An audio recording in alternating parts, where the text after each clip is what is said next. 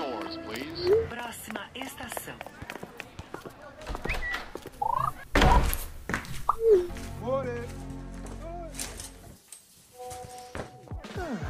Oi, meu nome é Paulo Edson. Eu sou o criador da loja Veste Tecnovest e hoje eu estou vestindo um sapato preto com meias pretas, calça social preta, uma camisa cinza com o logo bordado da loja e meus óculos pretos. Thaís, pode? Pode, veste. Meu nome é Thaís Dias e hoje eu estou vestindo uma camisa rosa, calça jeans e tênis. Que cor que é? Salmão? Acho que sim. Pode? Pode, veste. No episódio de hoje nós vamos falar sobre o trabalho remoto, que comumente é chamado de home office. A primeira revolução industrial no início do século XIX fez com que houvesse mudança da força de trabalho do artesão para o sistema fabril. Para as empresas, a necessidade de adaptação ao novo sistema mercantil era latente, e os indivíduos que vendiam a sua hora de trabalho se sentiam compelidos a caber dentro dos novos ditames, ou sucumbir diante da mudança. E dessa época a gente tem o famoso filme do Charlie Chaplin, que é Tempos Modernos, que fala exatamente sobre isso e critica esse sistema industrial novo. Mas independente dos movimentos trabalhistas da época, eles não conseguiram impedir essa evolução. A internet trouxe às pessoas uma nova velocidade nas comunicações que, indubitavelmente, se espalhou para diversos setores da vida social. E teve especial efeito sobre as questões laborais, ou seja, as questões de trabalho. A pandemia trouxe à baila um novo normal, sim, mas principalmente acentuou as mudanças que há anos já estavam em curso. O trabalho remoto, conhecido em todo o mundo e que já até foi regulamentado pela legislação brasileira, não é uma novidade pós-pandemia, mas muitas empresas e indivíduos não estão sabendo lidar com o chamado home office. Hoje apresentamos nossas perspectivas a respeito dessa modalidade de trabalho e colocamos em discussão nos comentários como você, nosso ouvinte, tem recebido essa maneira de trabalhar. Oi, Thaís, a sua vida de trabalho mudou muito depois da pandemia? Na verdade, não. A minha vida durante a pandemia foi a mesma. Eu tinha trabalho presencial, mas era numa empresa pequena, então tinha como as pessoas trabalharem de forma isolada, então isso não me atrapalhou. Mas este ano eu comecei a trabalhar em casa, trabalhar de casa. Não pela pandemia, mas por uma mudança, uma transição de carreira. E aí acabei passando pelas mesmas dificuldades que as pessoas estavam passando, né, por trabalhar em home office, mais por conta da pandemia.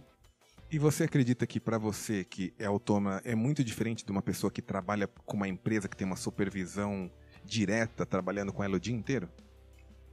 Não, eu acredito que as dificuldades são as mesmas. Eu acho que para mim pode ser até um pouco mais difícil, porque como eu sou autônoma, eu mando no meu negócio, digamos assim, então às vezes eu posso flexibilizar demais os meus horários e às vezes não cumprir o que eu preciso cumprir naquele dia, ou o contrário, extrapolar do horário, né, e trabalhar demais e não saber a hora de parar, que normalmente é essa segunda opção que acontece. Entendi. E o que você faz para manter a sua vida organizada? Por exemplo, você tem que lavar a louça. Por exemplo, você tem que botar a roupa para lavar. Mas você também tem que fazer os seus relatórios e falar com seus clientes. Como é que você consegue fazer essa separação e organização para não cuidar muito da casa e pouco do trabalho? Ou o contrário, cuidar só do trabalho e deixar a casa virar uma zona? Eu normalmente sigo uma rotina. Ter uma rotina ajuda bastante a você equilibrar as coisas, né? Então eu acordo, vou pra academia, tomo meu café, vou pra academia, volto, deixo a cozinha arrumada, deixo o almoço preparado, vou tomar meu banho, me arrumo para trabalhar, porque apesar de estar em casa, eu preciso estar arrumada, senão eu não rendo. Eu sinto que eu tenho zero produtividade. Se eu ficar o dia todo de pijama ou o dia todo de roupa de academia, eu não tenho produtividade. Porque o que eu mando, a mensagem que eu mando pro meu cérebro ela tá de folga, ela tá de roupa de academia, ela tá de folga, ela tá de pijama. Então, eu produzo muito menos. Eu preciso me arrumar, me maquiar, como se eu estivesse saindo para trabalhar mesmo. Uhum. Então, mesmo estando em casa, você tem os seus hábitos mantidos. Sim, exatamente. Isso ajuda muito a você ter uma produtividade e manter o lar organizado, como você falou, né? Aí, a questão que pega mais pra mim é o horário de parar de trabalhar, né? Porque daí, uma vez que eu peguei o fluxo do ritmo de trabalho ali, às vezes eu esqueço de parar. E aí, meu marido me lembra nesse momento. E você tem algum aplicativo que você usa para contabilizar o tempo? Ou um alarme, uma estratégia para que você não se exceda trabalhando? Não, o meu alarme é meu marido. Entendi. Ele funciona como meu alarme. E ele é um alarme calminho ou é um alarme espalhafatoso? Vamos dizer assim, ele é né? de boa. Ele só chega assim, olha sério pra mim, tá na hora de parar, hein? Entendi. Até que hora você vai continuar trabalhando? Entendi. Tem um aplicativo muito interessante, que é o Plantaí. Inclusive, o pessoal do Tecnovest fez eles já fizeram artigos e já fizeram também até um minicast, que é um podcast curto sobre o Plantaí. Que é o quê? Conforme você vai trabalhando, cada setor do seu trabalho é uma semente que você está plantando. E essa semente, ela vai crescendo conforme você vai regando ela. Esse processo de você colocar água nela digitalmente é o quê? É o foco que você tem na atividade. Então, se ao longo do dia você tem uma sequoia de 20 metros, pode ser positivo. Mas também pode ser positivo se você tem vários pés de limão plantadinhos. Ou seja, uma sequoia é um tempo seu dedicado a uma única tarefa.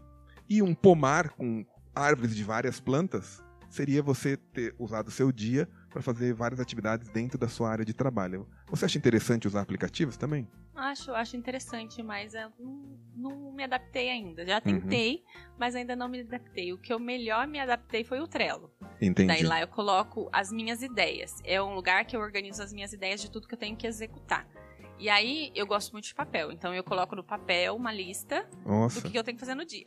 Interessante. E aí, as minhas ideias estão no Trello. Mas o que eu tenho que fazer tá no meu papelzinho, porque eu gosto de riscar. Eu gosto daquela sensação de que tá feito, vou riscar da minha vista. Entendi. Entendeu? Não, é interessante. E assim como para memória, cada um tem uma maneira diferente de aprender. E em termos de memorização, o seu modelo seria o sinestésico, que é aquele que precisa de contato. Tem gente que é mais visual, tem gente que é mais auditiva. Para a organização também funciona assim. O Trello é um ótimo aplicativo e como eles, existem vários outros. Por exemplo, tem o Todoist, que a Thalita S. conhece muito bem, ela escreveu um artigo sobre isso. Tem o Asana, que eu particularmente uso. E tem vários outros. E na verdade, esses aplicativos eles estão utilizando um sistema de organização que é muito antigo e utilizado bastante hoje em dia por programadores, que é chamado de Kanban. Mas eu quero saber de outra coisa. Bom, agora você está numa posição de crescimento profissional. Se você tivesse uma equipe de 5 pessoas já trabalhando para você, como é que você coordenaria as atividades delas remotamente? Aí precisa ter de uma supervisão bem complicada, né? Eu não sei te responder. Mas a gente vai descobrir isso com o tempo, porque daqui 1 ano você já vai ter essas pessoas trabalhando com você. Fica tranquilo. Amém. Eu visualizei isso. Primeiro eu vou descobrir na primeira pessoa, né? Como que eu vou fiscalizar? Provavelmente teria que passar uma lista de atividades diárias para ela, né? Para ela ter metas diárias para eu saber o que ela tá fazendo ou não, né? E essa função do Trello eu já usei numa empresa que eu trabalhei e funcionava muito bem. E aí cada pessoa tinha a sua senha lá e ia colocando o que já realizou naquele dia e tal. E era uma maneira bem bacana de controlar. Entendi. Tem gente que